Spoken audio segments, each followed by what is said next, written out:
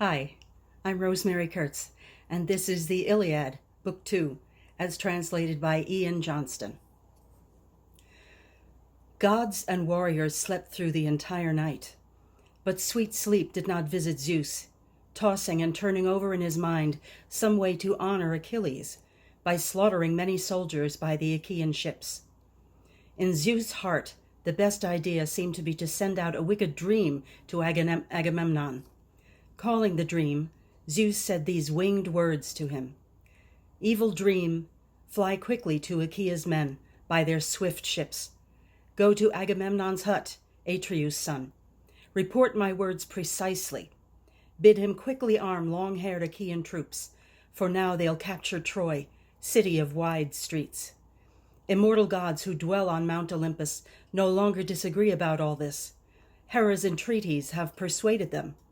Trojans can expect more sorrows, more disasters. Zeus spoke.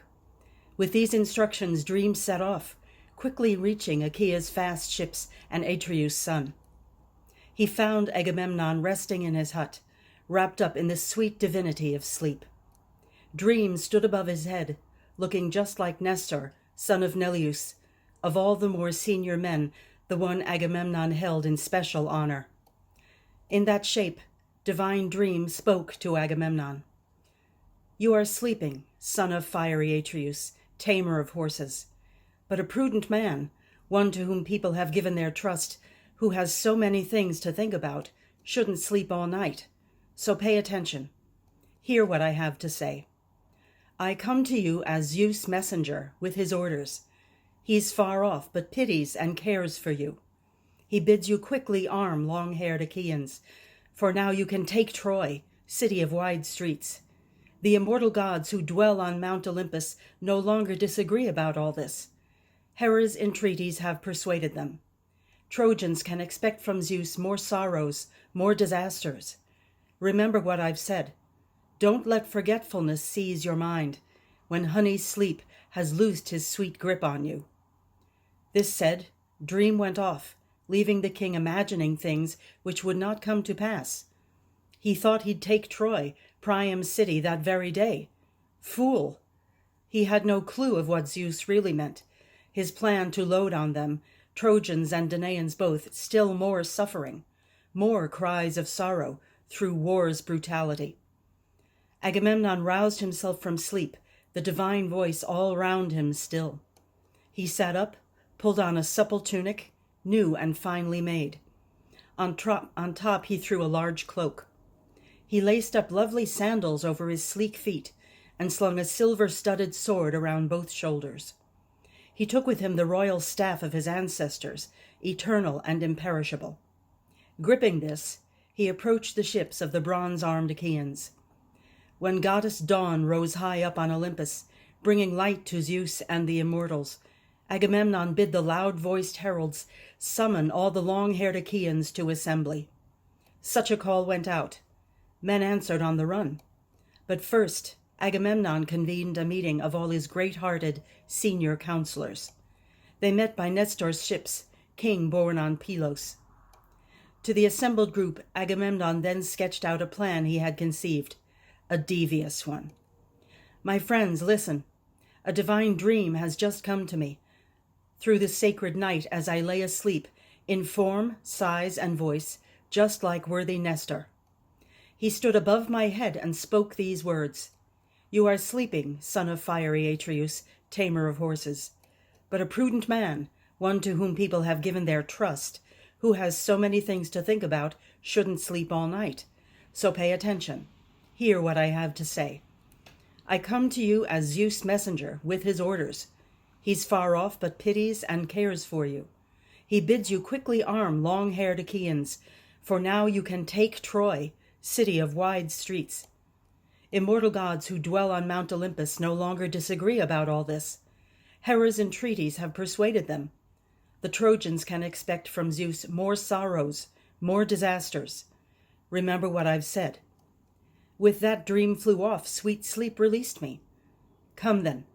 Let's get long-haired Achaeans somehow armed for battle. But first, it's only right I test the men, ordering them to go home in their ships with many oars. You hold them back with your commands, each one working from his own position." Agamemnon finished speaking and sat back down. Nestor stood up before them, king of sandy Pylos. With a wise sense of their common cause, he addressed them. "My friends, chiefs and leaders of the Argives, if any other Achaean had told us such a dream, we would declare it quite false, dismiss it. But now the man who has a claim to be the greatest of Achaeans has witnessed it. So come, let's find a way to arm Achaea's sons." So Nestor spoke. Then he began to make his way back, leaving the council meeting. The others stood up, all scepter-bearing kings, following Nestor's lead, his people's shepherd. Troops came streaming out to them.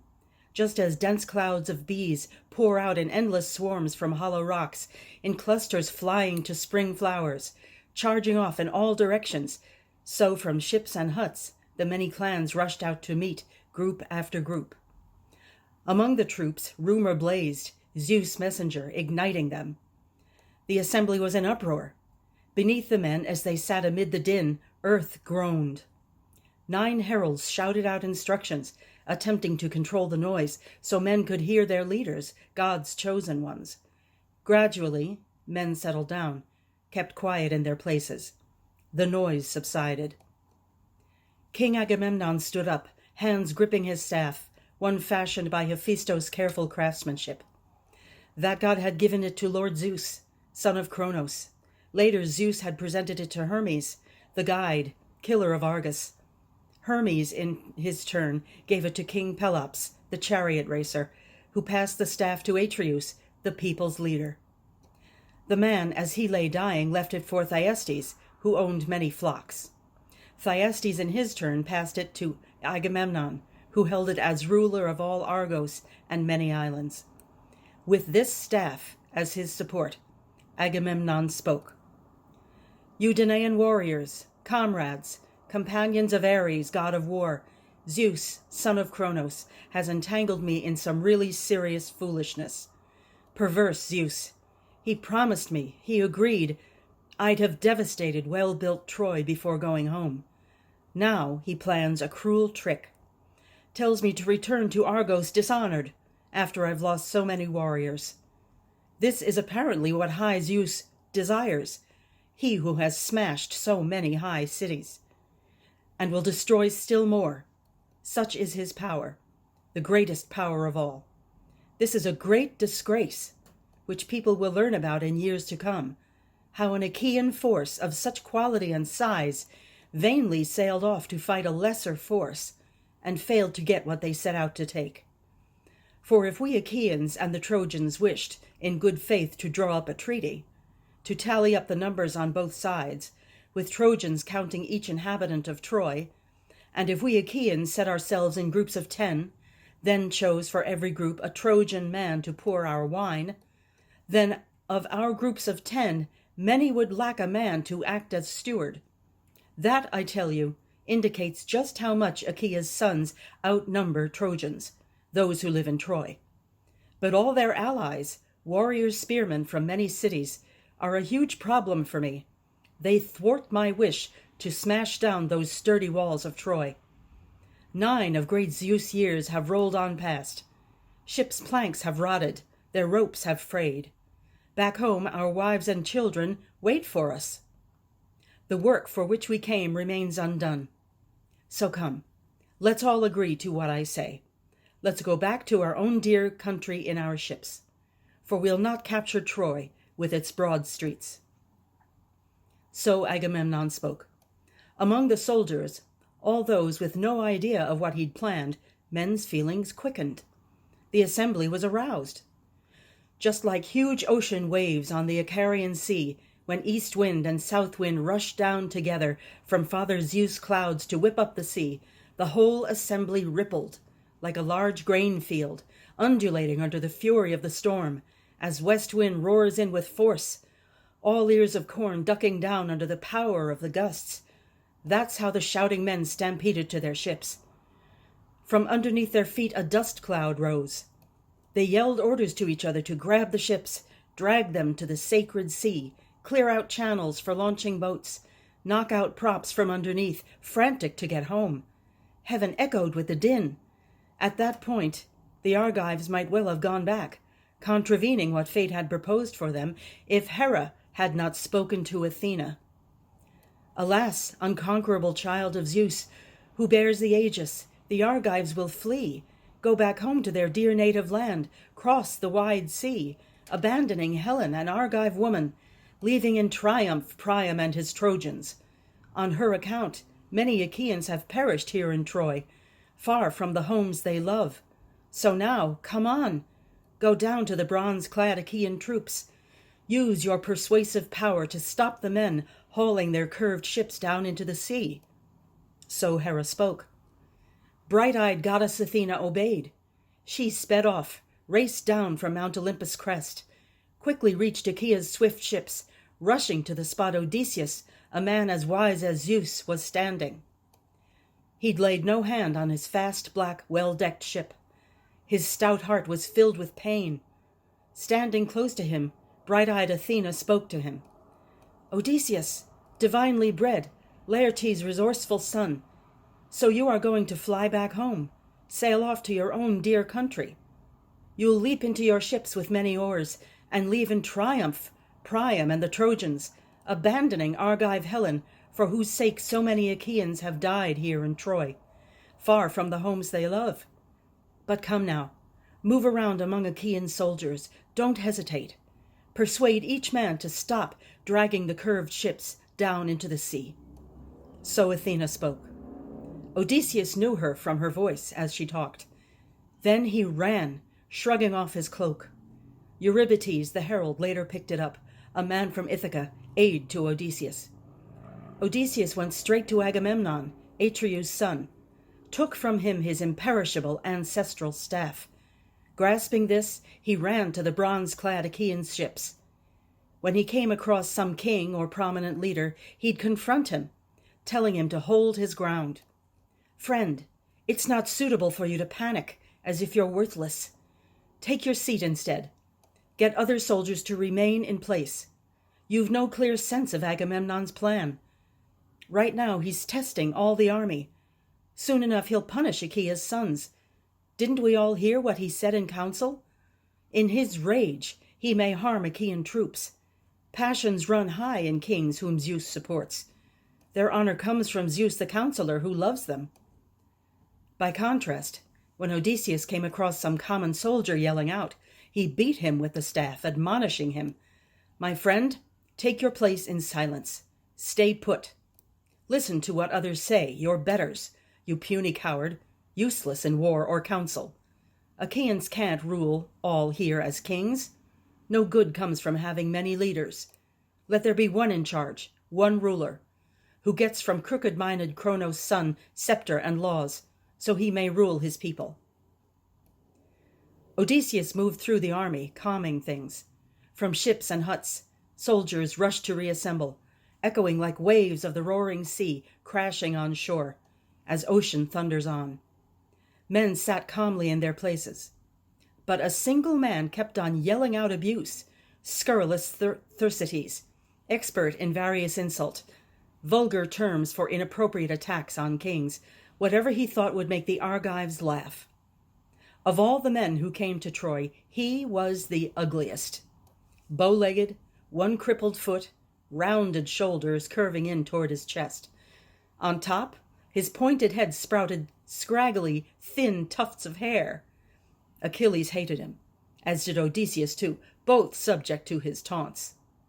But now Agamemnon was the target of his jibes. The Achaeans, despising Thersites in their hearts, were furious at him, but he kept shouting out, aiming noisy insults right at Agamemnon. Son of Atreus, what's your problem now? What do you lack? Your huts are stuffed with bronze, plenty of choice women, too. All presents we Achaeans give you as our leader whenever we ransack some city. Or are you in need of still more gold, a ransom fetched by some horse-taming Trojan for his son tied up and delivered here by me or by some other Achaean? Or do you want a young girl to stash away, so you're the only one who gets to screw her? It's just not fair that you, our leader, have botched things up so badly for us, Achaea's sons. But you men, you soldiers, cowardly comrades, disgraceful people, you're Achaean women, not warriors. Let's sail home in our ships. Leave this man, our king, in Troy here to enjoy his loot. That way he might come to recognize whether or not we're of some use to him. Now Agamemnon has even shamed Achilles, a much finer warrior than himself, stealing a prize, keeping it for his own use. Then there's Achilles, no heart's anger there, who lets it all just happen. If he didn't, this bullying of yours, son of Atreus, would be your last. Thersites yelled out these insults right at Agamemnon, the people's shepherd, abusing him. Noble Odysseus stood up quickly, confronting Thersites. Scowling, he lashed out sternly. "Shut up, chatterbox. You're a champion talker, but don't try to have it out with kings, all by yourself. Let me tell you something. Of all those who come to Troy with Atreus' sons, you're the most disgraceful, so shut your mouth. No more words from you abusing our kings, seeking to sneak back home. How this war will end, we've no idea. Whether Achaea's sons will go back home successful or will fail. You sit here railing at Agamemnon, Atreus' son, leader of his people, because Danaan heroes have given him so many gifts. But that's a cheap insult. So I'll tell you how things are going to be. If I find you being so foolish any more, then let Odysseus' head no longer stay upon his shoulders. Let him no longer be called the father of Telemachus.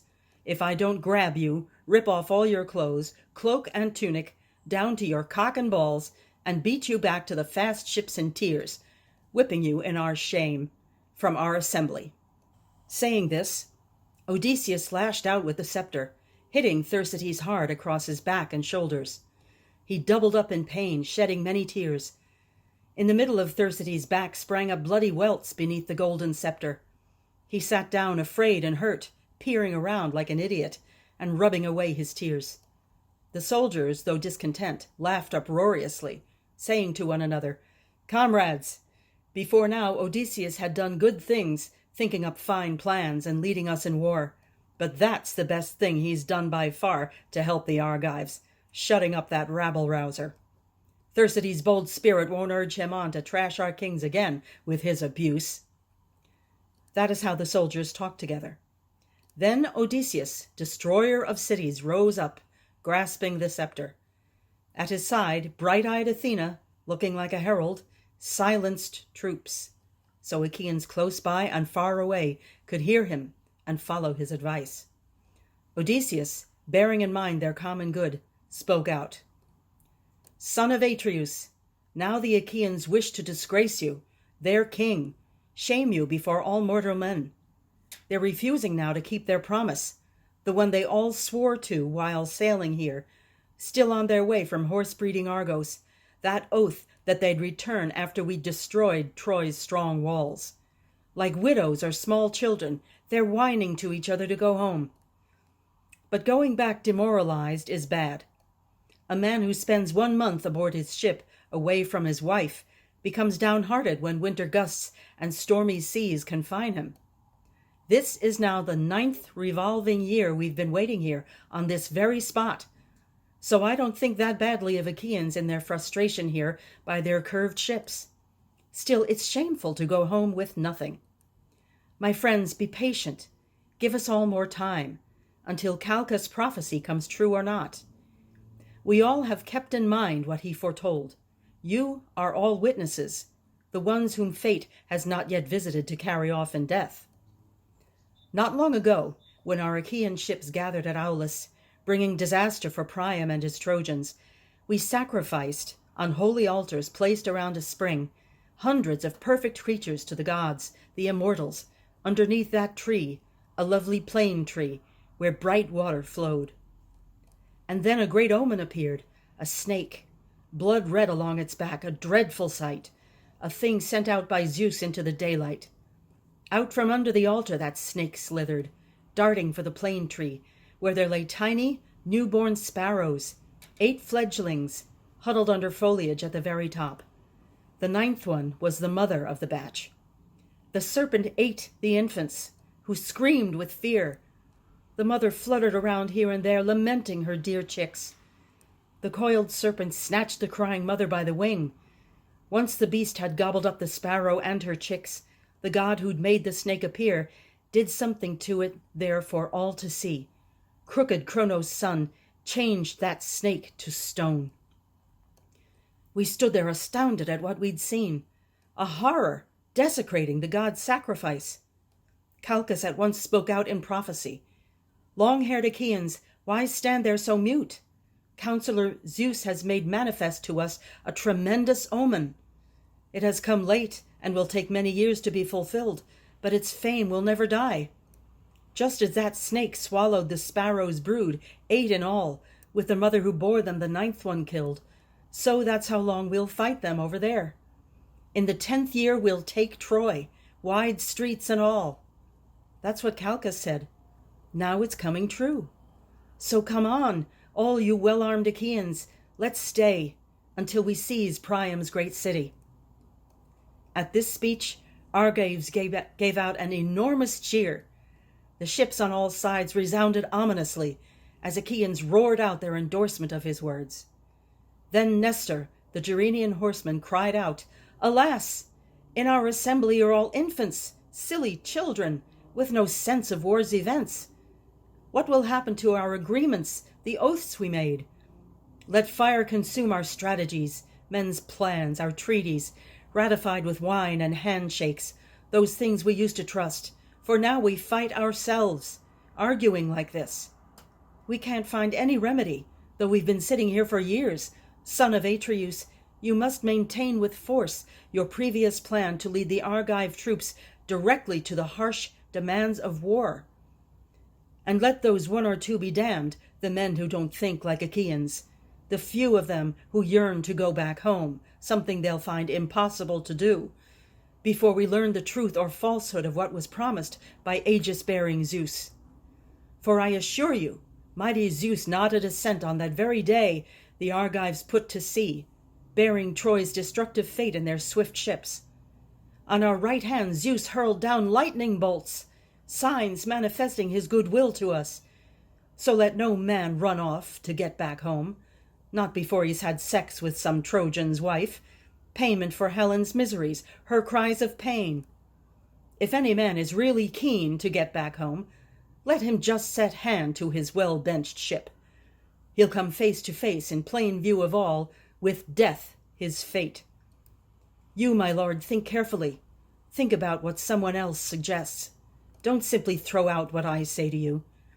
Agamemnon, set men in groups by tribes and clans, so clans encourage clans, tribes bolster tribes. If you do that, if Achaeans all obey, then you'll recognize who's good and bad among your leaders and your men. Ranged like that, the 2 groups will stand against each other. You'll then know whether failure to take Troy stems from divine will, or craven soldiers, or ineptitude in managing the war. Mighty Agamemnon then answered Nestor, Old man, in our assembly once again you win out over all Achaea's sons. O Father Zeus, Athena, and Apollo, if I only had 10 such counselors among Achaeans, King Priam's city would soon fall, be taken, sacked at our hands. But aegis-bearing Zeus, son of Kronos, keeps showering me with grievous troubles. He throws me into pointless, bitter fights. So Achilles and I fought for that girl, yelling at each other. The first fault was mine. But if we 2 agreed, were of one mind, then Troy's fate would be sealed without delay, without a moment's pause. But let's go off to eat, so we can resume the fight. Every one of you, get your spears and shields prepared for action. Feed your swift-footed horses properly. Inspect the chariots with a careful eye, so we can stand all day and battle Ares, hateful god of war. We'll get no respite, not even for a moment, except at dusk, when nightfall separates the frenzied soldiers. Chest straps on our protective body shields will be soaked through with sweat. Around our spears, hands will grow numb. Horses, too, will sweat under the strain of hauling polished chariots. But if I see a man coming out to fight reluctantly, hanging back by our curved ships, he'll not escape being food for dogs and birds." Argives answered Agamemnon with a mighty roar, like waves by a steep cliff crashing on the rock face, lashed by south wind's blasts, always foaming on the rock, whipped on by every wind gusting here and there.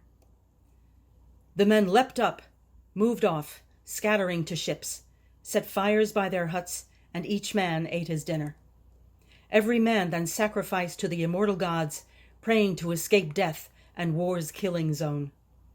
Agamemnon, king of men, sacrificed an ox, a fat one, 5 years old, to Zeus, exalted son of Cronos. He summoned the best senior men of all Achaeans, first Nestor and Idomeneus, then both Ajaxes, then Diomedes, Tydeus' son. Seventh came Odysseus. Warrior Menelaus arrived without a summons, knowing in his heart all Agamemnon's worries. They stood by the ox, with barley grains for sprinkling. Then Agamemnon prayed on their behalf. "Most powerful Zeus, exalted Lord of thunderclouds, Zeus, who dwells in heaven, grant my prayer. May the sun not go down, nor darkness come, before I have cast down Priam's palace, covered it with dust, destroyed its doors in all-consuming fire, and with my bronze sword sliced to shreds the tunic on Hector's chest. May many of his comrades lie beside him, face down on the ground, teeth grinding dirt." So he prayed. But Cronos' son did not grant his wish. Zeus took the offering, but increased their suffering. Once the men had prayed, scattering barley grain, they pulled back the beast's head, slit its throat, flayed it, sliced thigh bones out, and hid them in twin layers of fat with raw meat on top. They cooked these on split wood, then placed the innards on spits in Hephaestos' fire. When the wrapped-up thigh bones were completely cooked, and they had tasted samples of the inner organs, they chopped up the rest, arranged the meat on spits, cooked it carefully, then drew it from the fire. This work finished, the men prepared a meal and ate. Each soldier's appetite was fully satisfied. All dined equally. When every man had eaten as much food and drink as anyone could wish, Gerenian horseman Nestor was the first to speak. "Lord Agamemnon, son of Atreus, king of men, let's end our discussions now, and not postpone work given by the gods. Come, let heralds of bronze-clad Achaeans summon all the soldiers to assembly. Let's move together across the wide front, rouse Achaea's men with bloodlust for war." Agamemnon, king of men, agreed with Nestor. He ordered clear-voiced heralds immediately to sound the battle call to long-haired Achaeans. The call went out. Troops assembled on the run. Around Agamemnon, kings nurtured by the gods rushed to establish order. With them strode Athena, her eyes glittering, holding up the aegis, her priceless, ageless, eternal aegis, its 100 golden tassels quivering, each finely woven, valued at 100 oxen. With this, she sped on through Achaean ranks like lightning, firing soldiers' hearts for war. As she passed, she roused in men that hot desire to fight, to kill. At once she made each man feel war far sweeter than returning home, finer than sailing in the hollow ships back to his dear native land. Just as an all-consuming fire burns through huge forests on a mountain top, and men far off can see its light, so, as soldiers marched out, their glittering bronze blazed through the sky to heaven, an amazing sight. As many birds in flight, geese, cranes, and long-necked swans, in an Asian meadow by the flowing river Castrios, fly here and there, proud of their strong wings, and call, as they settle, the meadow resounding with the noise, so the many groups of soldiers moved out then, from ships and huts onto Scamander's plain. Under men's and horses' feet the earth rang ominously. Then they stood there, in that flowered meadow, by the Scamander, an immense array, as numerous as leaves and flowers in springtime. Like flies swarming around shepherds' pens in spring, when pails fill up with milk, So the Achaeans, a huge, long-haired host, marched out onto that plain against the Trojans, eager to destroy them. Just as goatherds sort out with ease the wandering beasts, all mixed up in the pasture, so through all the army the leaders organized the troops for battle. Among them, powerful Agamemnon roamed, eyes and head like Zeus, who loves the thunder, waist like Ares, god of war, chest like Poseidon. Just as in cattle herds the bull stands out above the rest, by far the most conspicuous amid the cows, so on that day Zeus made Agamemnon stand preeminent among the troops, first of heroes. Now you muses living on Olympus, tell me, for you are goddesses and know everything, while we hear only stories, knowing nothing certain. Tell me the leaders of Danaans, the rulers. It would be impossible for me to tell the story of or name those in the common mass, not even with 10 tongues, 10 mouths, or an untiring voice, a heart of bronze, unless the Olympian muses, daughters of aegis-bearing Zeus, could sing of the men, all those who came to Troy. But I shall list the leaders, commanders of the ships, and all the ships in full. Peneleus, Letus, and Arcesilaus led the Boeotians, with Clonius and Prothonior. Their men came from Heria, rocky Aulis, Scoanus, Scolus, mountainous Eteanus, Thespia, Graia, spacious Macalisus, men holding Harma, Elysium, Erythrae, men holding Elion, Hyle, Petion, Ocalia, the well-built fortress Medion, Copai, Eutrisus, Thisbe, city full of doves, men from Coronia, grassy Haliartus, men from Plataea, Glesus, those who held fortified Lower Thebe and sacred Onchestus, with Poseidon's splendid grove, men from Arne, land rich in grapes, Mydia, sacred Nisa, and distant Anthedon. 50 ships came with these men, each with 120 young Boeotians. Men from Aspledon and Minion Orchomenus were led by Ascalaphus and Ialmenus, sons of Ares. Astyoche bore them in Actor's house, Asius' son, to mighty Ares. She, a modest virgin, went upstairs, where the god lay with her in secret. These men brought with them a fleet of 30 ships. Scadius and Epistrophus, sons of Iphitus, the son of great-hearted Naubolus, commanded Phocians, men from Cyparissus. Rocky Pytho, holy Crissa, Daulis, and Panopeus, men from Anamoria and Hyampolis, from around the sacred river Cephisus, from Lilia, beside Cephisus springs. 40 black ships these 2 leaders brought with them. Moving around as soldiers armed themselves, they set Phocian ranks by the Boeotians on their left. The Locrians were led by swift Ajax, son of Oileus, the lesser Ajax, not the greater Ajax, son of Telamon, but a much smaller man. Though he was short and wore cloth armor, among all Hellenes and Achaeans he excelled in fighting with his spear. Locrians came from Sinus, Opus, Calliaris, Bessa, Scarphe, lovely Aegii, Tarphe, Thronion, and from around the river Boagrius. Ajax brought 40 black ships of Locrians living across from sacred Euboea. Elephenor, offspring of Ares, son of Chalcodon, great-hearted leader, commanded the Abantes, who lived to breathe war's fury. Soldiers from Euboea, Chalcas, Eretria, wine-rich Histiaea, Cerinthus by the sea, men from the steep fortress Dium, Charistus, and Styra. These swift Abantes came with Elephenor, their hair grown long behind, warrior spearmen, filled with fierce desire to tear apart their enemies, to pierce armed bodies with their long ash spears. 40 black ships came with Elephenor. Soldiers came from that well-built fortress Athens, land of proud Erechtheus, whom Athena raised after he was born out of the harvest land. She placed him in Athens at her own rich shrine. To him Athenian youth make sacrificial offerings with bulls and rams as each year comes around. Menestheus, son of Peteos, led these men. In tactics no one alive on earth could match him for deploying chariots or shield-bearing men. Nestor from a previous age was his only rival. Menestheus brought with him 50 black ships. From Salamis, Ajax commanded 12 ships. He organized his men in their positions, so they stood adjacent to Athenian ranks.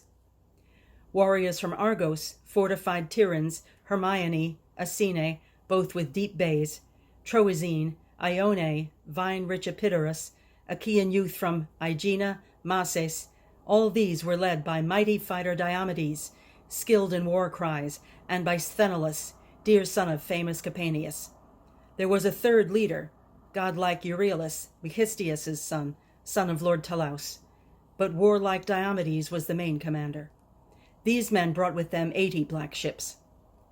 Troops from the strong fortress Mycenae, rich Corinth, well-built Cleonae, Orneae, lovely Erythrea, Sicyon, whose first king was Adrestus, with men from Hyperesia, lofty Gonoessa, Pelene from Aegium, men from coastal regions and wild Helice.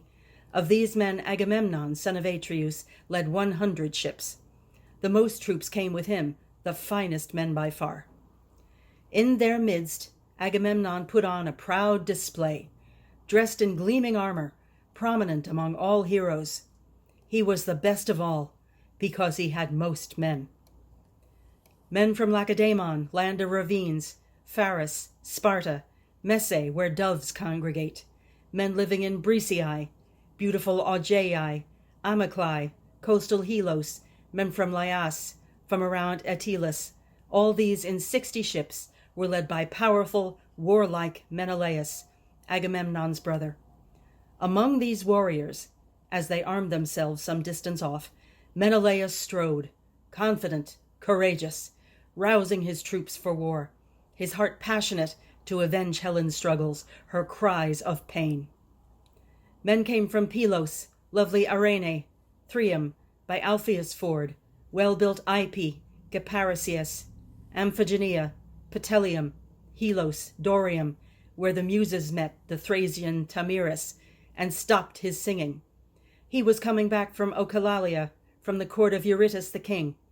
He had boasted his singing would surpass the Muses, daughters of aegis-bearing Zeus, should they compete. In their anger the Muses mutilated Tamiris, taking away his godlike power of song, and making him forget his skill in playing the lyre. Gerenian horseman Nestor led these men in a flotilla of 90 hollow ships. Men from Arcadia, from below steep Mount Selene, near Eptis's tomb, where men excel in combat hand to hand, troops from Phineus, Orchomenus, rich in flocks, Ripe, Stratia, windy Anispe, Tegea, lovely Menentia, Stymphalus, Parrhasia, mighty Agapenor led these men, and Caius' son, in 60 ships. Many Arcadians came in every ship, skilled fighters. Agamemnon, king of men, had himself provided well-decked ships for them to sail across the wine-dark ocean, for these men lacked expertise in matters of the sea. Soldiers from Buprasium, fair Elis, those parts bounded by Hyrmene, coastal Myrsinus, the rock of Olene, and Elysium. These troops had 4 commanders, each with 10 swift ships. The many Epeans on board were commanded by Amphimachus, son of Cteatus, and Thalpius, son of Eurytus, descended both from Actor. Third leader was Diores, son of Amarynces. Fourth was Polyxenus, son of Agasthenes, Augeas' son. Men from Dulichium, sacred Echinaean islands, living across from the Sea of Elis, were commanded by warlike Meges, son of Phyleus the horseman, loved of Zeus. Phyleus, angry with his father, moved to Dulichium. Meges brought with him 40 black ships in his flotilla. Odysseus led on the Cephallenians, soldiers from Ithaca, well-wooded Neritum, Crocylia, rugged Aegyptus from Zacynthus, Samos, both those inhabiting the mainland and those from cities on the facing shore. Odysseus, as wise as Zeus, led these troops, who came with him in 12 black ships. Thoas, son of Andraemon, led the Aetolians, men from Pleuron, Olenus, Pylene, coastal Chalcus, and rocky Calydon. Proud King Oeneus had no living sons, and he himself was dead, as was fair-haired Meleager. Thus Thoas ruled alone. He brought 40 black ships. Famous spearman Idomeneus led the Cretans from Knossos, fortified Gortyn, Lyctus, Miletus, chalky Lycastus, Phaestus, Rhytium, both populous towns, with other warriors from Crete's 100 cities. Idomeneus, famous for fighting with a spear, led these troops, along with Marianus, as skilled at killing men as Ares, god of war. They brought 80 black ships. Tlepolemus, son of Hercules, a huge, brave man, led 9 ships of courageous troops, men from Rhodes, split into 3 divisions, from Lindus, Ialysus, and chalky Camurus, all led by Tlepolemus, famous spearman, born to Astyacheia and mighty Hercules, who'd taken her from Epira by the river Selais, after razing many towns full of vital warriors. Once he'd grown up in their well-furnished home, Tlepolemus killed his father's uncle, Licymnius, a well-loved old man, a great fighter too. At once Tlepolemus built a fleet, assembled many men, and fled away. Other sons and grandsons of great Hercules had threatened him. He suffered badly until he came to Rhodes, whose people live in 3 groups split by tribes. Zeus, who governs gods and men, loved them, and so the son of Cronos blessed them with great wealth.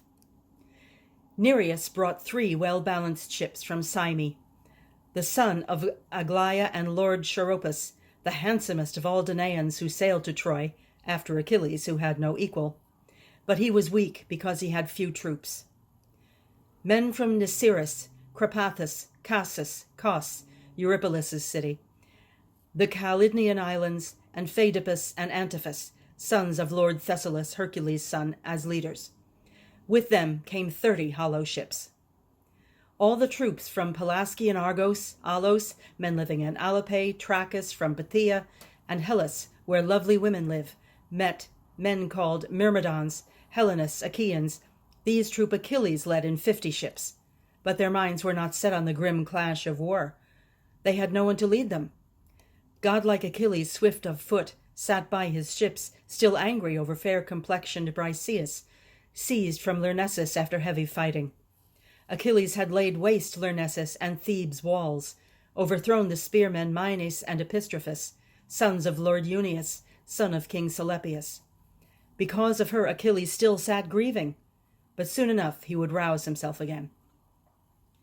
Troops from Phylake, flowering Parassus, shrine of Demeter, Eton, where flocks breed, Antrim by the sea, and grassy Telium.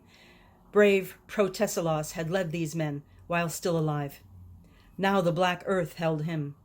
In Phylake he left behind a wife to tear her cheeks in grief, home half complete. Some Dardanian killed him as he jumped on Trojan soil, the first on shore, far ahead of all Achaeans. His soldiers lamented the loss of their chief, but did not lack a leader. Warlike Podarches, son of Iphicles, led them. The man owned many flocks and was a young blood brother to Protesilaus. But that great-hearted warlike soldier was an older, better man. So these troops had a leader, though they missed the noble one they lost. Podarches brought 40 black ships along with him. Troops from Phyrae by Lake Boibea, from Boibeis, Glaphyrae, well-built Iolcus, these came in 11 ships, commanded by Eumelus, Admetus' well-loved son, born to him by Alcestis, loveliest of Peleus' daughters. Troops from Methone, Thaumacia, Meliboea, and rugged Olizon were led by Philoctetes, the skilled archer, in 7 ships, each with 50 men, expert archers. But Philoctetes stayed behind on Lemnos, the sacred island, in horrific pain, abandoned. Achaea's sons had left him there in agony, wounded by a snake bite. He lay there in torment. But soon the Argives by their ships would have reason to remember him. These soldiers missed their chief, but were now led by Medon, Oileus' bastard son, whom Rhene bore to Oileus, destroyer of cities. So Medon was the one who set their ranks in order. Men from Tricca, rocky Ithome, Oichalia, city of Eurytus, the Oichalian, were commanded by 2 sons of Asclepius, skilled healers, Podalaris and Machaon. They brought 30 hollow ships with them. Troops from Ormenius, from the fount of Hyperia, from Asterius, from Titanus with its white hilltops. These men were commanded by Eurypylus, fine son of Eumaeon, in 40 black ships. Men from Argissa, Girtone, Orthe, Elone, the white city Oloason, these troops were led by Polypoetes, a steadfast soldier, son of Perithous, himself son to immortal Zeus. That famous lady Hippodamia bore Polypetes to Perithous on that very day he took revenge out on those hairy monsters, and beat them from Mount Pelion towards the Ithaces. But Polypetes was not the sole commander. With him was Leontius, a warlike man, son of proud-hearted Coronis, Caeneus' son. With them they brought 40 black ships. Guneus brought 22 ships from Cephas. With him sailed the Aenianes and Parabians, reliable fighting men from cold Dodona, who work by the lovely river Titaressus, which empties its beautiful flowing waters into the Peneus. These do not intermingle with the silver stream of the Peneus, but flow along on top of them like oil. For the Titaressus is a branch of the river Styx, dread waters by which the most solemn oaths are sealed. Prothous, son of Tenthredon, led the Magnetes, from the region round Peneus and Mount Pelion, where leaves are always trembling in the wind. With him, swift Prothous brought 40 black ships. These men were leaders, rulers of the Danaans. Muse, tell me this, which of them were the very best of those who came over with the sons of Atreus? The best horses were those of Admetus, son of Pheres. Eumelus drove them. As fast as birds they matched each other in color, age, and height along the back. Bred by Apollo of the silver bow in Perea, both mares, they carried terror with them. Of the men by far the best was Ajax, son of Telamon, but only while Achilles did not join in battle. For Achilles was the better man by far. The horses carrying Peleus' son, man without equal, were much better too, but he stayed behind, by his curved seaworthy ships, still enraged at Agamemnon, Atreus' son, the people's shepherd. His soldiers amused themselves beside the breaking sea by throwing spears and discus or with archery. Their horses stood near their chariots, browsing on lotus and parsley from the march. Their masters' chariots, fully covered, remained stationed in the huts. Missing their warlike leader, these troops strolled here and there throughout the camp and did not fight. The soldiers, like a fire consuming all the land, moved on out. Earth groaned under them, just as it does when Zeus, who loves thunder, in his anger, lashes the land around Typhoeus, among the Arimi, where people say Typhoeus has his lair. That's how the earth groaned loudly under marching feet. Then wind-swift Iris came to Troy as messenger from Aegis-bearing Zeus, carrying grim news. Trojans had summoned an assembly by Priam's palace gates. There all had gathered, young and old. Standing by Priam, swift-footed Iris spoke, sounding like Polites, Priam's son. He'd been stationed as a scout, fully confident of his skill at running, at old Aesyetes' tomb, right at the top, waiting for the moment Achaeans moved out from their ships. Looking just like Polites, swift-footed Iris said, "Priam, old man, you always love to talk about irrelevant things, as you did earlier in peacetime. But now this war continues relentlessly. I've gone to battle many times. I've never seen an army like this one.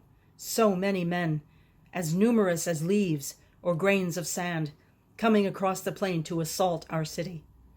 Hector, I call on you above all, to follow my instructions. The numerous allies here in Priam's great city all speak different languages, from far scattered regions.